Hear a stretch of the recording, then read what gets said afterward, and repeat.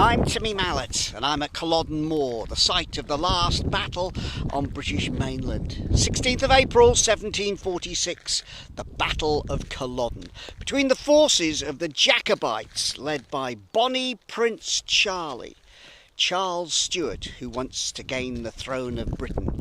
He's 25 years old, good looking, intelligent, some would say slightly arrogant, and he's facing his cousin, the Duke of Cumberland, who's leading the forces over there where the red flags are.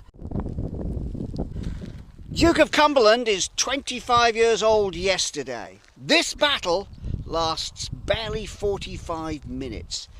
The government forces are well fed, well trained, well armed. The Jacobite forces along this blue line here, they're none of those things. At the end of 45 minutes, 1,500 Jacobites are lying dead or dying on Culloden Moor. Barely 50 of the government forces perish.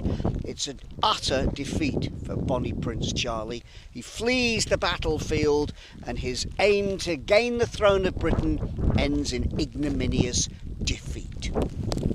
Looking across at the government forces arrayed before them, the Jacobite artillery fires the first shot. The Jacobite artillery is utter rubbish. The shots barely reach halfway. Immediately the government forces respond with their own really good guns, lots more of them. And the Jacobite men waiting here for the order to attack are cut down in their droves. The government forces are only a couple of 100 metres away as the Jacobites begin their charge. Shouting, yelling, screaming, they tear down towards the government forces who have fixed bayonets and are ready to repel them.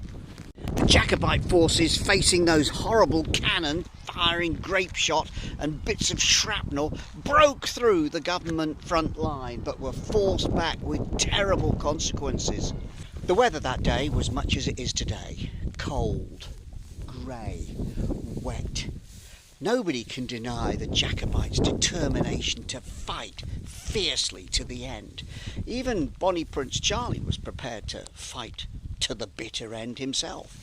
He would have preferred to have died gloriously in battle. He had to be dragged from the battlefield by his generals. It was then that he issued the order, every man for himself. The rebellion is over. He went back to France and Italy, blaming everybody but himself, and drank himself into an early grave. Meanwhile, for the Duke of Cumberland, this was his finest hour, his greatest victory. He died not many years later, before Bonnie Prince Charlie, from gout. Over celebration, some might say.